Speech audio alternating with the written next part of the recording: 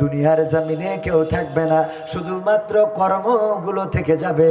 আর পরকালের ময়দানে আল্লাহ বলবেন ইকরা কিতাবাকা কাফা বিনাফসিকাল ইয়াউমা আলাইকা হাসিবা।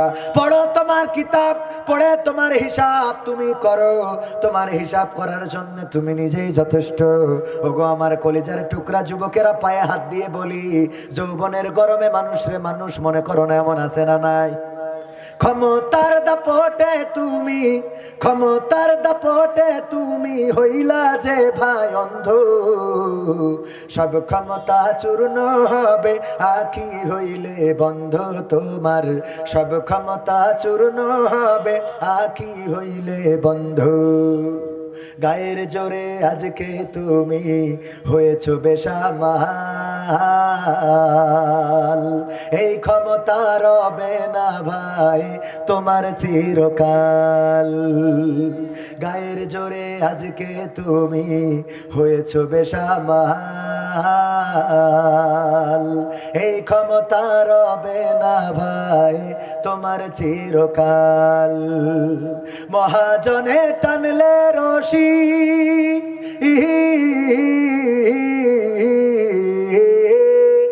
মহাজনে টানলে রশি, মহাজনে টানলে রশি দম হইবে বন্ধ, সব ক্ষমতা চূর্ণ হবে আখি হইলে বন্ধ তোমার, সব ক্ষমতা চূর্ণ হবে আখি হইলে বন্ধ। মানুষেরই সাথে তুমি করো খারাপ আচরণ, জানো কি ভাই কার ইশারায় ভুবনে কর বিচরণ। মানুষেরই সাথে তুমি করো খারাপ আচরণ, জানো কি ভাই কার ইশারায় ভুবনে কর বিচরণ। মহাজনে টানলে রশি,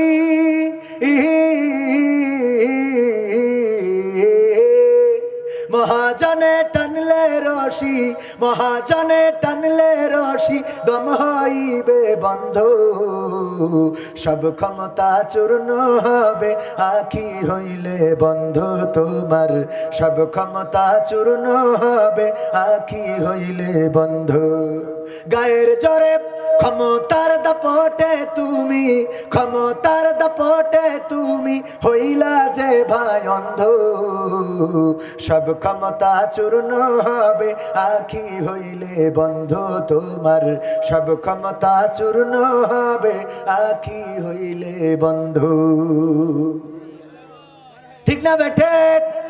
ওই যে ক্ষমতার দাপট দেখায় চাঁদাবাজি করে এমন আছে না নাই? টাকা এত দিবি, না হইলে দোকানের শাটার খোলা যাবে। এই ক্ষমতার দাপট চিরকাল থাকবে না। দেখা যাবে পরের দিন সকালবেলা সেই চাঁদার টাকা নিয়ে বাড়িতে গিয়েছে, কিন্তু আল্লাহ রাব্বুল আলামিন তোমার গুণে নেওয়ার ক্ষমতা কেড়ে নিলে নিতে পারে না? পারে না? প্যারালাইজ দিয়ে এক পাশ ফেলে দিতে পারে, এরকম হইতে পারে না? পারে না? দেখে গেল চাঁদার টাকা নিয়ে তার বাড়িতে গিয়ে, মকসুদ সাহেব আমি এসেছি, চাঁদার টাকা নিয়ে আসেন। এই পাশ তো পড়ে গেছে, এই নেন টাকা।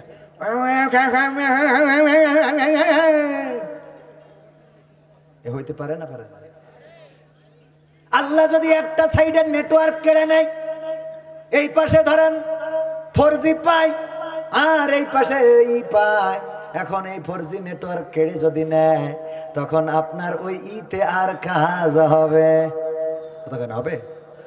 এটা আল্লাহ করতে পারে না? পারে না? আল্লাহ করতে পারেন, এই জন্য দুনিয়ার পরে অধ্যত্ব নিয়ে চলা যাবে না, ক্ষমতার গরম দেখানো যাবে না। ও আমার ভাইরা, কয়দিন আগে গান গাইলাম জামালপুরে, সব দলেরই দেখা হলো, সব দলেরই দেখা হলো, কেমন করে চালাই দেশ, আগামীতে সাইজে দেখতে দাড়ি টুপির বাংলাদেশ, আগামীতে সাইজে দেখতে আল কোরআনের বাংলাদেশ। একজন দাঁড়ায় বলছে, হুজুর এইগুলো বলার জন্য আপনার আনি নাই, থামান, চলবে না এইগুলো। সামনে থেকে আবার তার কিছু আল্লাহর বান্দা ভক্ত মুরিদান দাঁড়িয়ে গিয়েছে, হুজুর এইগুলো বলার জন্য আপনার নিয়ে আসছে, মাহফিল বন্ধ করে দেবো। আমি মনে করলাম আমার ভুলটা কোথায়। আমি যখন জিজ্ঞাসা করলাম আমার ভুলটা কোথায়, বলতেছে যে আপনি বলেছেন সব দলের দেখা হলো, দেখা শেষ, এখন দাড়ি টুপি আর আল কোরআনের বাংলাদেশ দেখতে চান, এইটা নিয়ে সমস্যা। আমি বললাম তাইলে এখন থেকে বলতে হবে সব দলেরই দেখা হলো, কেমন করে চালায় দেশ, আগামীতে চাই যে দেখতে নরেন্দ্র মোদীর বাংলাদেশ, তাহলে খুশি হবে। তাছাড়া কি বলবো, আল কোরআনের বাংলাদেশ দেখতে চাইলে আপনার মেজাজ খারাপ হয়ে যায়। আমি তো আল কোরআন নিয়ে যদি বিএনপিরা সামনে দাঁড়ায় আমি বিএনপির লোক, আল কোরআন নিয়ে আওয়ামী লীগ সামনে দাঁড়াইলে আমি আওয়ামী লীগের লোক, আর জামাত ইসলাম যদি আল কোরআনের বিরোধিতা করে তাহলে আমি তার বিরোধী। আপনারা কি আমার কথার সাথে একমত না দ্বিমত? তাইলে তো বুঝাই গেল আমরা জামাতের দল করিনি, ঠিক না ভাই? ঠিক। আমরা দাড়ি পাল্লার দল করি না, আমরা ধানের শীষের দল করি না, নৌকার দল করি না, আমরা দল করি কার? আল্লাহর দল করি। জীবন দিতে রাজি, কিন্তু আল্লাহর এই দল ছেড়ে দেব, কারণ আমরা জানি আমাদের রব আল্লাহ আর আমাদের নেতা মুহাম্মদ, যেই নেতা দুনিয়াতেও কাজে লাগবে এবং আখিরাতেও কাজে লাগবে না, লাগবে না। যেই নেতা পরকালের ময়দানে ওই নেতা ছাড়া আর কোন নেতার খবর থাকবে। অনেকেই স্লোগান দেয় নেতা তুমি এগিয়ে চলো, আমরা আছি তোমার সাথে। আমার নেতার চরিত্র ফুলের মতো পবিত্র, নামাজ পড়ে না এক ওয়াক্ত, হুকো টানে পাঁচ ওয়াক্ত। এমন আছে না নাই? নেতা তুমি যে ঠাই, আমরা আছি সে ঠাই। নেতা এবার নির্বাচিত হয়ে ঢাকা শহরে ফ্ল্যাট পেয়ে 10 তলার উপরে, এইবার স্লোগান দেয় নেতা থাকে 10 তলায়, আমি এখন গাছতলায়, ঠিক না বেঠে? আর আমাদের নেতা হলেন তিনি, যেই নেতা পরকালের ময়দানে আমরা যখন আদম আলাইহিস সালামের কাছে যাব, আদম আলাইহিস সালাম বলবেন আমি কিছু করতে পারবো না, আমার কিছু করার নাই, কারণ আমি ভুল করে আল্লাহ রাব্বুল আলামিনের হুকুম অমান্য করে গন্ধক ফল খেয়ে ফেলেছিলাম। তোমরা ছুটে চলে যাও মুসার কাছে।